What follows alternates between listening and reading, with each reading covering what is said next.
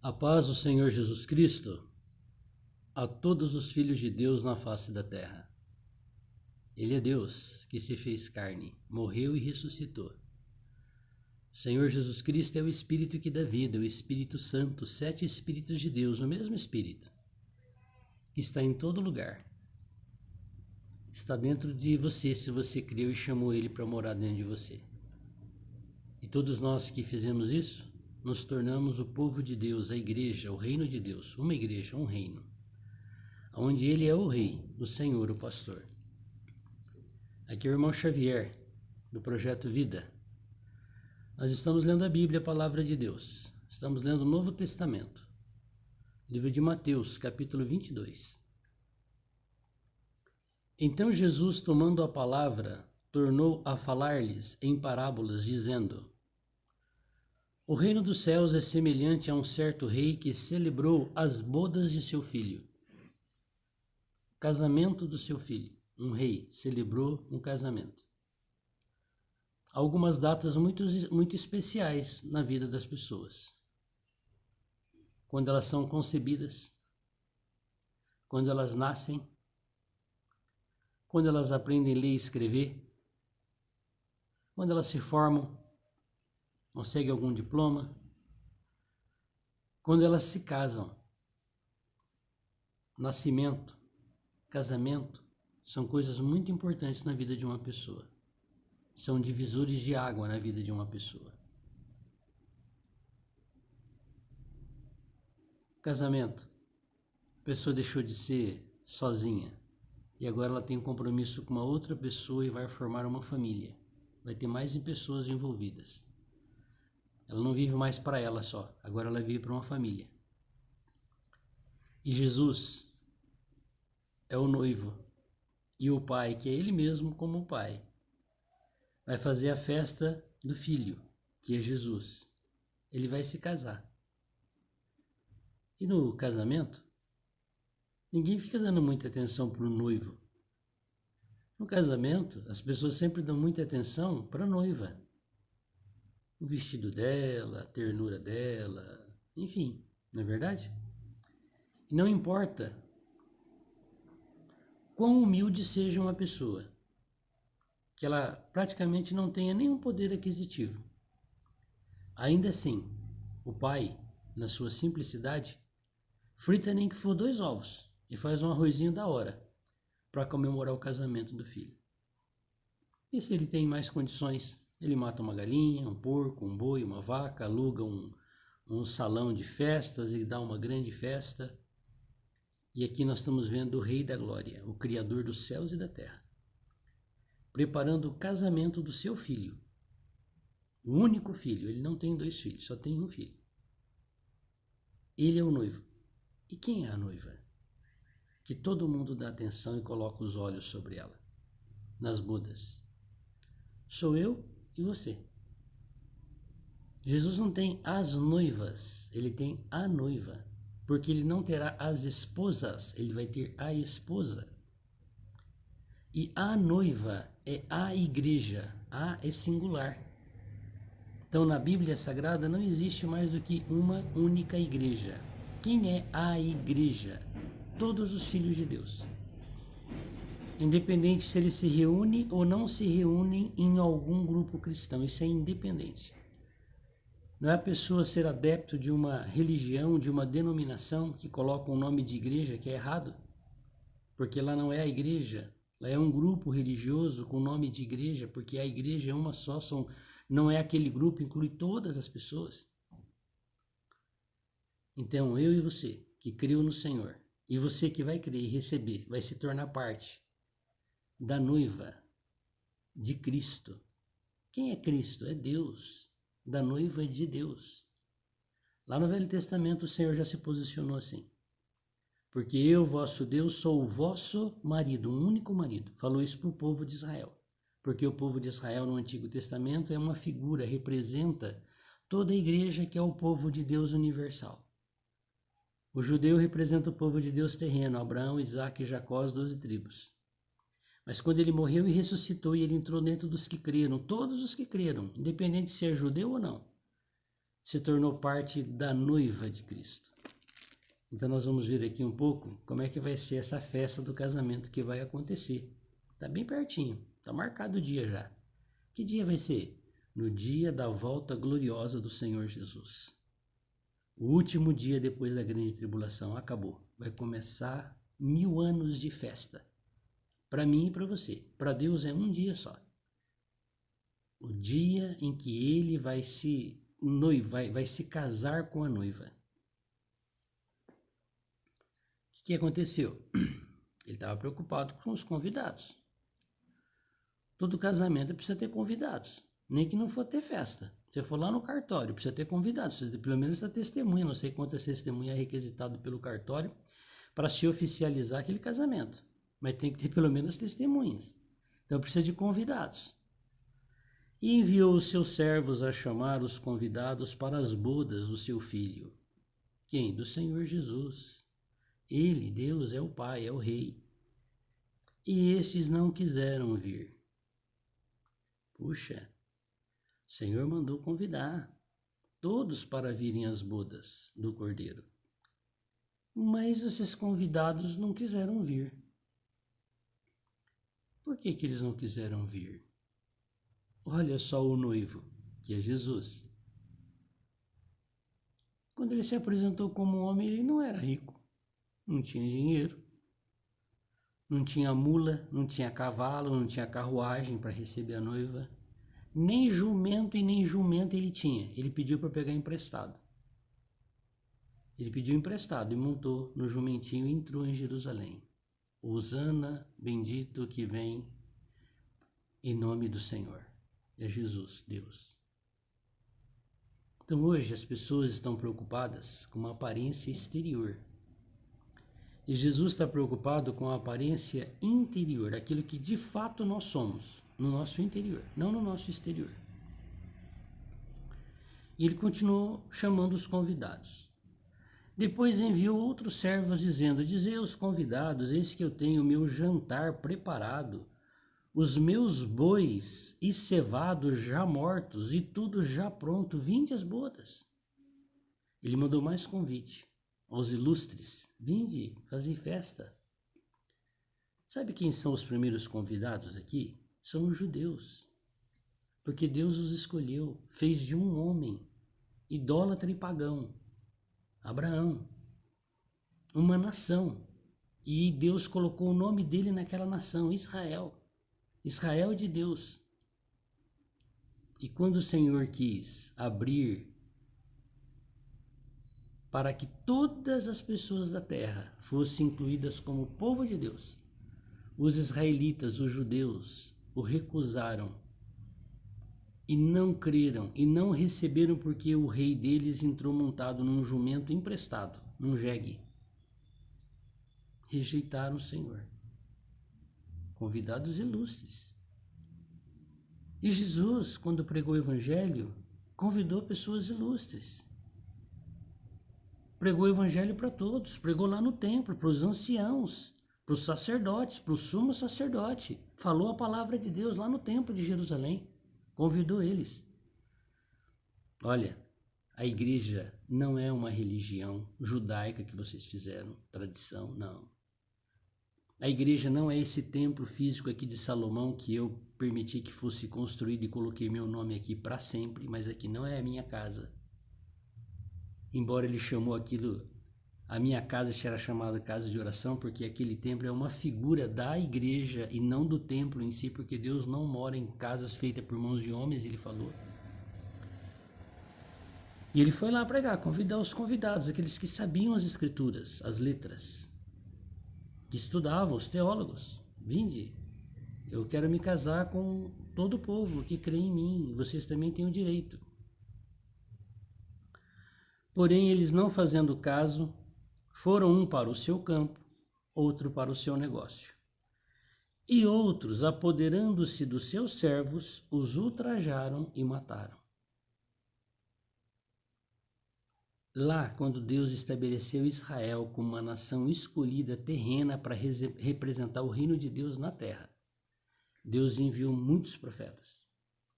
E o que os judeus faziam antes deles matarem Jesus na cruz? Matavam os profetas. Claro que eu não estou aqui generalizando, não é? Uns poucos sempre criam e temiam a Deus e foram servos de Deus. Por isso que Israel não foi extinto. Porque Deus sempre preservou uma semente, um remanescente que fazia a vontade dele. Mas a maioria, crucifica, crucifica. Vamos trocar ele pelo ladrão Barrabás.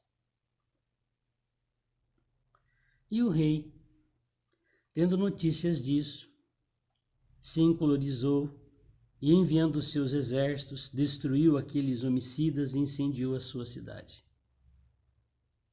O povo de Israel, por causa desse tipo de atitude, foram destruídos várias vezes. As mais notórias foram lá com Nabucodonosor, todo o país destruído, foi o final. Antes dele, com o rei da Assíria, o reino do norte foi destruído, as 10 tribos, e depois Babilônia. Acabou. Depois eles voltaram porque Deus assim havia avisado que eles iriam voltar de lá. Pregaram Jesus na cruz. De novo, no ano 70. Foram destruídos e queimados.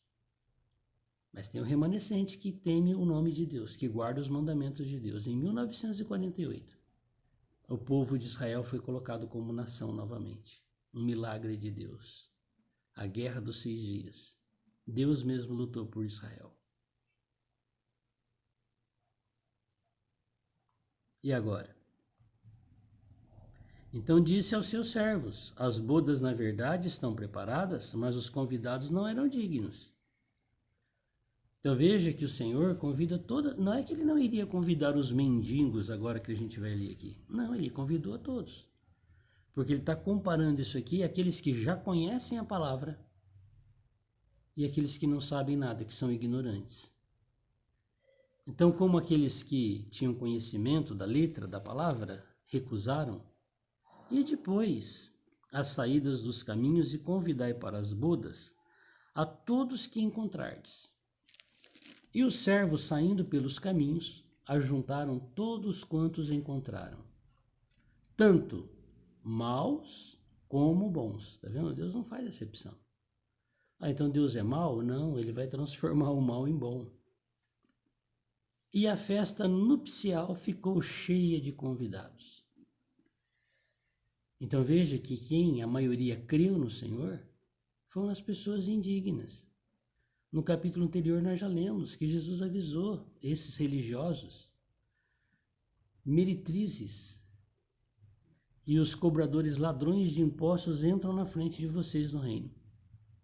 Não que o Senhor vai permitir isso acontecer, mas ele vai transformar essas pessoas em pessoas dignas de estar no casamento dele. E o rei veio dar uma olhadinha na festa. Viu ali um homem que não estava trajado com a veste nupcial. Quem que estava agora no banquete? Eram os indignos. Mas mesmo os indignos têm que estar com a veste correta, limpo, puro, lavado no sangue do cordeiro. E disse-lhe: amigo, como entraste aqui não tendo veste nupcial? E ele amarelou, emudeceu. Como é que você entrou aqui sem a veste nupcial? Se você está aqui é porque você é meu convidado, você creu em mim, você tem o direito de participar. Mas cadê a sua roupa de casamento? E lá no livro de Apocalipse está escrito que os atos de justiça são as vestes, as roupas dos santos. Quem são os santos? Não é os santos de idolatria que o sistema religioso ensina, que é errado, que é pecado, que é abominação. No Novo Testamento, os santos são as pessoas que têm a vida de Jesus dentro dele. Aos santos que estão em Roma, aos santos que estão em Jerusalém, aos santos que estão em Éfeso. Quem são esses santos?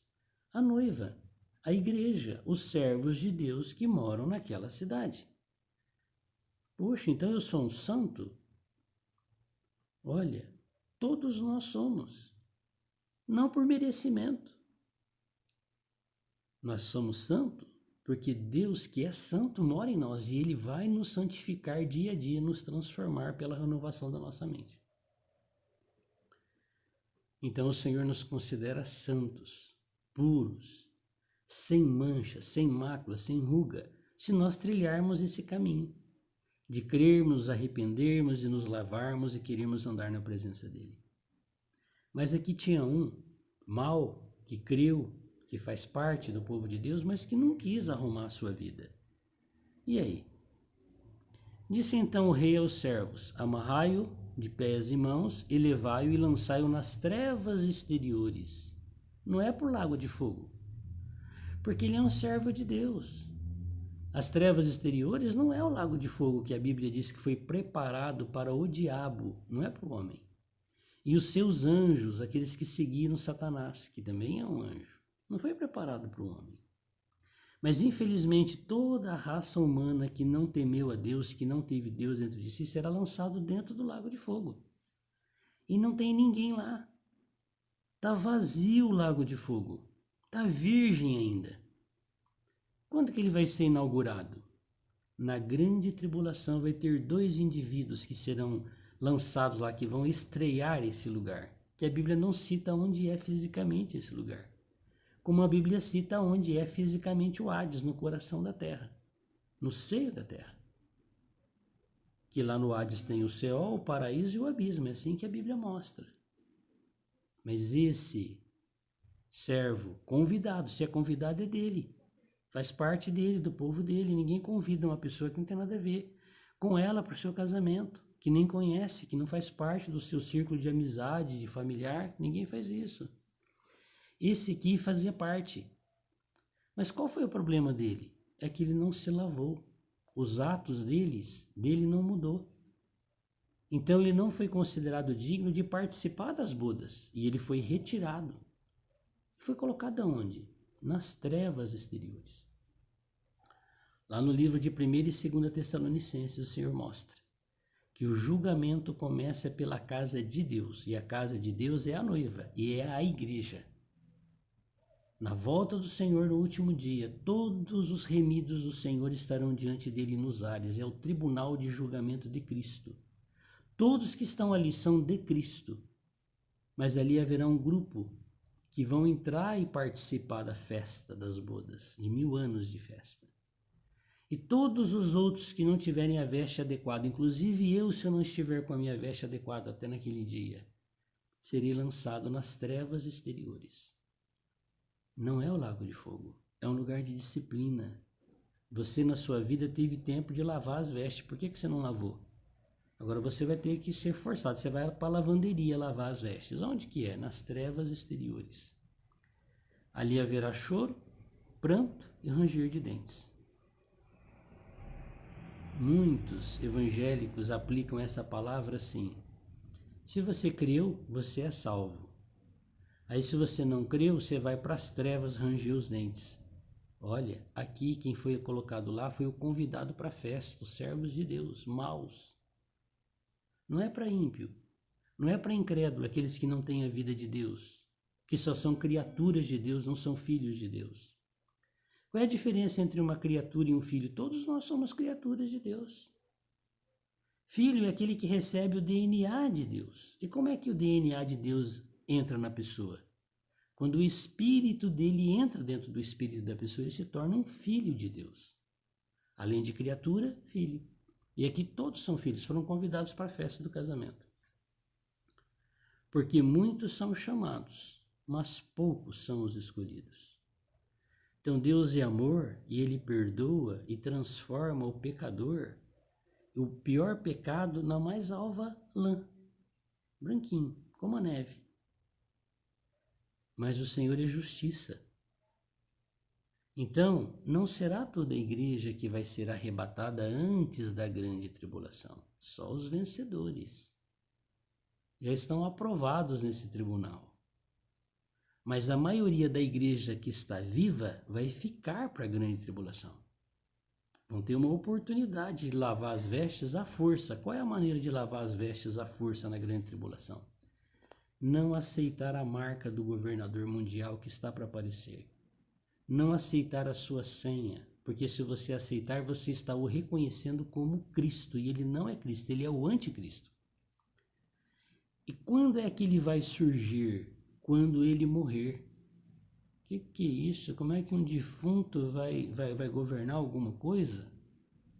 Sim, esse líder mundial vai governar o mundo por 7 anos. Está escrito na palavra, Deus que determinou isso. Quando terminar o governo dele, é o último dia, acabou o Armagedon, a guerra. O Senhor voltará.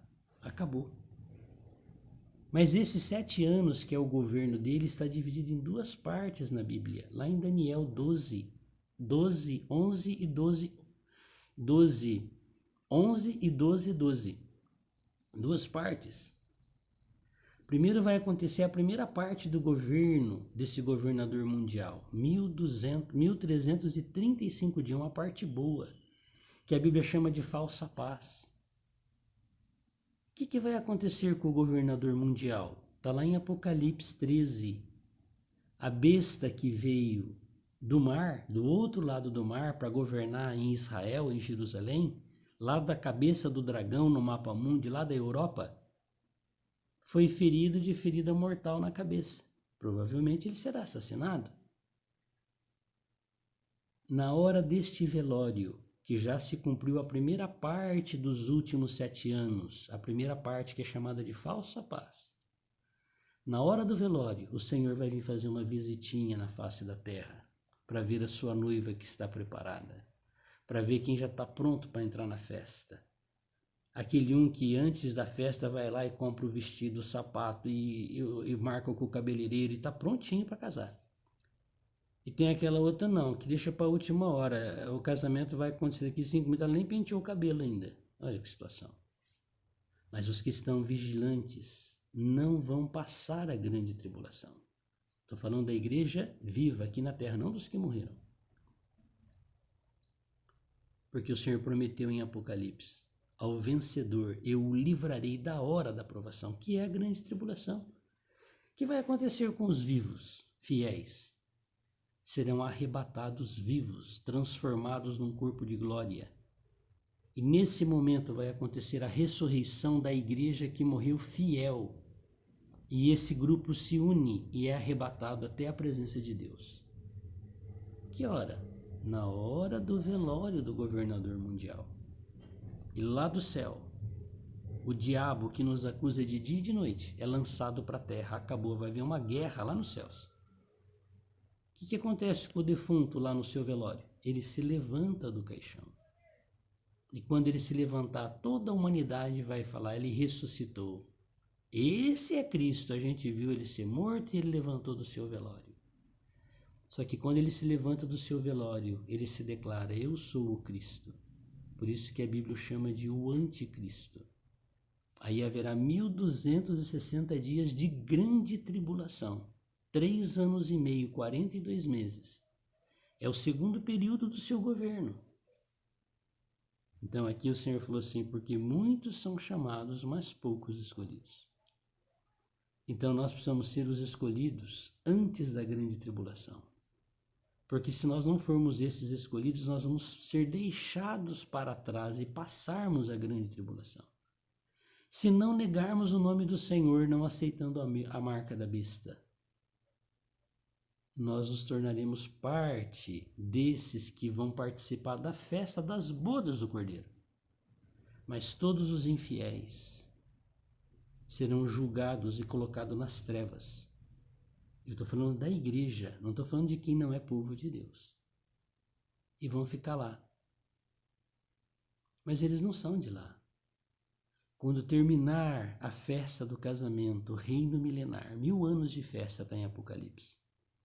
O casamento que o rei, que o Criador preparou para o seu filho, que é ele mesmo como filho. Com todo o povo da face da terra que serviu e honrou ele e foi fiel a ele. Depois de um dia de festa para Deus e 1000 anos para nós de festa. Aí virá a nova Jerusalém. Esses que reinaram com Cristo. Que foram dignos com as vestes prontas. E aqueles que foram lançados nas trevas serão tirados de lá, porque trevas exteriores não é um lugar como o lago de fogo. Os 2 grupos agora, aqueles que passaram pela disciplina quando o Senhor voltou e os que já foram dignos e não precisam da disciplina, se tornam a nova Jerusalém. A Nova Jerusalém não é uma cidade física. Quando eu era criança, eu aprendi uma musiquinha que falava assim, que eu tinha uma cidade lá no céu que Deus foi preparar para mim. Tá errado, eu tenho uma... Não, eu sou parte da única cidade que tem lá no céu, que é a Nova Jerusalém. Assim como o templo é uma figura do povo de Deus, a lavoura é uma figura do povo de Deus, a vinha é uma figura do povo de Deus, a cidade também é uma figura do mesmo povo de Deus. São várias maneiras que o Senhor usou para revelar para a gente o que é a igreja, o reino de Deus. Então a Nova Jerusalém são todos os remidos do Senhor, os que participaram da festa do casamento e os que foram colocados nas trevas para serem disciplinados, porque têm a vida de Deus, mas foram desobedientes, se tornam o povo de Deus pela eternidade. Como é que se chama isso? Nova Jerusalém. A Nova Jerusalém sou eu e você. Quem que é o morador dessa cidade? É o Criador, é Deus, o Pai, o Filho. Nós estaremos unidos para sempre, pela eternidade com Deus. Então aqui eu não entrei na questão daqueles que não são filhos, não entrei na questão da grande tribulação no seu aspecto negativo, nos cabritos e ovelhas, mas eu quero te encorajar para que o Senhor nos dê graça de nós sermos os dignos, porque nós não éramos dignos de participar da festa do casamento. Então as agulhadas doem um pouco quando você está bordando, não é verdade? E hoje nós estamos nesse processo. Qual é o processo? O Senhor está, olha, tricotando a nossa roupa celestial. E às vezes dói essas alfinetadas que nós ganhamos. Mas se nós permanecermos ali, na posição de noiva, Ele há de nos preparar para essa festa. E todos os que quiserem andar no caminho do Senhor, por piores que seja, eu sou o pior deles, com certeza terão a oportunidade de estar com a veste pronta naquela hora.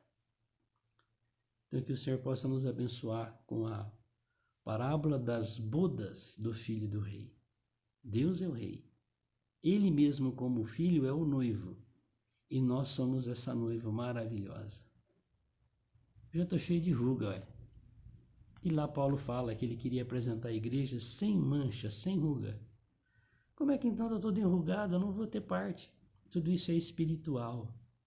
É sem velhice. Pior coisa que tem é uma pessoa velha. O que é isso? Uma pessoa que lá vive pela ignorância dela. Mas quantas pessoas de tanta idade são jovens no seu espírito, na sua mente? É isso que o Senhor mostra. A igreja, ela não tem mancha, ela não tem ruga, ela não tem mácula. E nós todos temos esses problemas aí. O que fazer? Falar para o noivo: noivo, me limpa. Noivo, me ajuda a fazer o vestido da noiva. É isso que o Senhor quer, que a gente permaneça na posição de submissão a Deus. Senhor Deus Todo-Poderoso, te adoro, te louvo, te exalço, te agradeço pela tua palavra rica e abundante, que está disponível para todas as pessoas que lerem ela, com coração puro, com desejo de que o Senhor fale com ela. Obrigado, Senhor, porque a tua palavra hoje está aberta para todo aquele que lê e crê.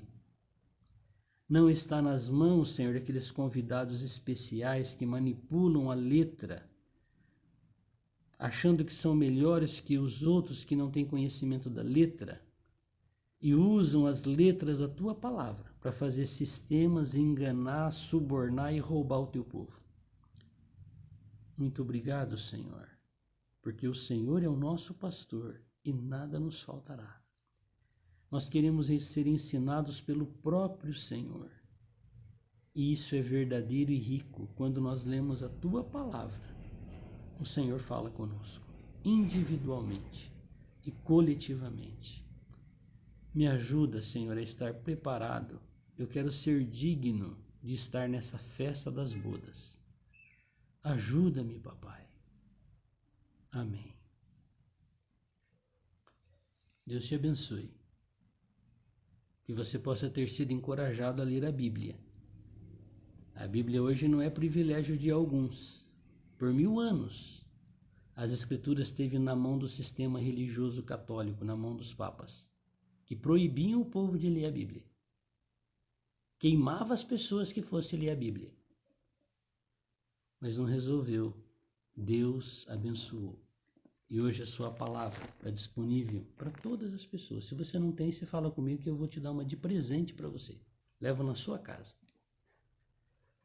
E Deus fala por meio da sua palavra. Você não precisa ir até alguém para aquela pessoa falar com você. De Deus. Não. Vai você e fala com Deus. Você ora. Você lê a Bíblia.